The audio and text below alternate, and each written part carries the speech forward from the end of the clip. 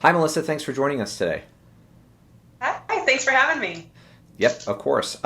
So today I want to talk about energy, specifically renewable energy, and also how maybe the pandemic has affected our energy consumption and production. First, let's just start with what is renewable energy and what other type of energy is it compared to? Sure. When we talk about renewable energy, what we're talking about is usually electricity, and it's electricity that is made from sources that are naturally replenishing. And that's in contrast to energy that is made from sources that don't replenish, such as fossil fuels. And for most of modern human history, we've been making electricity from fossil fuels with coal-powered power plants predominantly. And coal and natural gas and other fossil fuels are extracted from the ground, and they are not replenished by the earth in any time scale that's relevant for human activity. This kind of perfectly segues into my next question, which is what are some types of renewable energy? Sure. The most important in terms of like commercial production are solar power, so solar panels on a rooftop or a big solar array out in a desert. That's wonderful renewable energy from the sun. Wind is another excellent source of renewable energy. We have wind turbines. Hydroelectric is an important source of renewable energy, and that mostly looks like dams on rivers. And then on a lesser scale, there's geothermal energy, and that relies on geothermal activity in certain places in the world, like Iceland has a lot of opportunity to tap into this.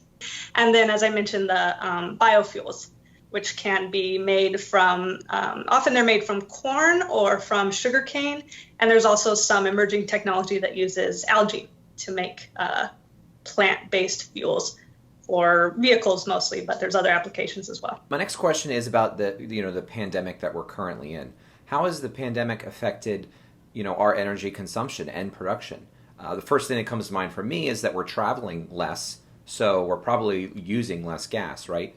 Yeah, with people staying home, it has absolutely had a major impact on travel. Car travel has gone down, and then of course cruise ships and airlines. Those industries are really suffering from people choosing or being forced to stay home. The transportation sector, at least in the United States, is the largest emitter of greenhouse gases because of they're powered by fossil fuels and all those types of engines. With people staying home, there has been a significant reduction in those emissions. So that's been a really major impact of the pandemic on energy use.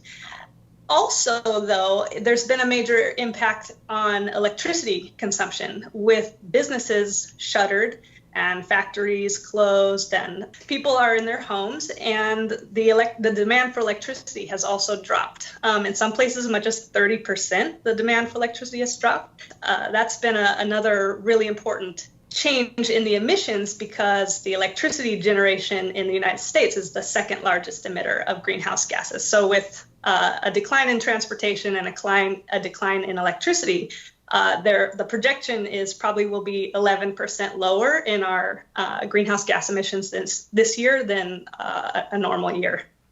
The pandemic is really forcing us as a planet to change. And we're probably going to be dealing with these changes for the next few years, really like travel. So the combination between these changes that we're making, as a whole, and climate change, do you think that we're in a shift away from fossil fuels and really trying to embrace renewable energy alternatives? This is kind of like the critical moment, I would say. There is a lot that's attractive about natural gas. There's a lot of effort in natural gas pipelines in this country and in Canada, and extraction is a source of jobs and income. So the push is either will it be switching us as we phase out coal? Will we be switching to natural gas power plants, or will we be going all the way to renewables? And that remains to be seen. The main limiting factor of renewables, they're getting more and more cost effective and competitive in that sense. The main problem still is that you're only making electricity from the sun when the sun is shining, Right. or from the wind when the wind is blowing. And so battery technology is still kind of expensive to store what's being made during the day so that it can be used overnight. What I've read being proposed is that maybe we can do renewables, ideally as the main source, and then perhaps natural gas to work overnight or when the wind's not blowing, or whatever factors might be limiting the renewables. So maybe like a hybrid system would be the best. But yes, hopefully with us rethinking how we live in the terms of the pandemic, and definitely we need to do some thinking in terms of climate change, that this is a really good moment to start making some big changes in our energy production, for sure. Are there any newer renewable energy sources that some people may not be aware of yet? Something that's still being developed, perhaps? Well, the sources are mostly there, the wind, the water, the sun. But there are new applications that use those sources, and some of them are really exciting.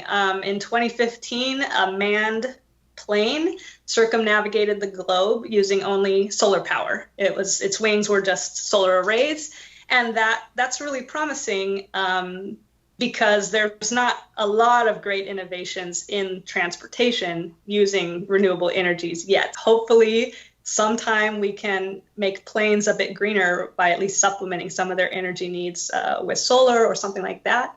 I was reading that in Sweden, they are experimenting with these electric roadways, kind of like a light rail system where their municipal trucks like attach to electric wires over the road, and they kind of get charged as they go along. And then when they need to get off the road to do normal things, they switch back to being a hybrid vehicle. And that's a really innovative idea, to let them be charging as they drive, on a dedicated roadway. It's actually it's a really innovative area. So it's really exciting. Things come out all the time, and hopefully we'll all be more familiar with it really soon. Thank you for joining us today. I think that we kind of just scratched the surface in terms of renewable energy. So hopefully in a few weeks we can dive deeper into one of them and learn a little bit more. Sure, I'd love that. Thanks so much, Matt. Thanks, Melissa.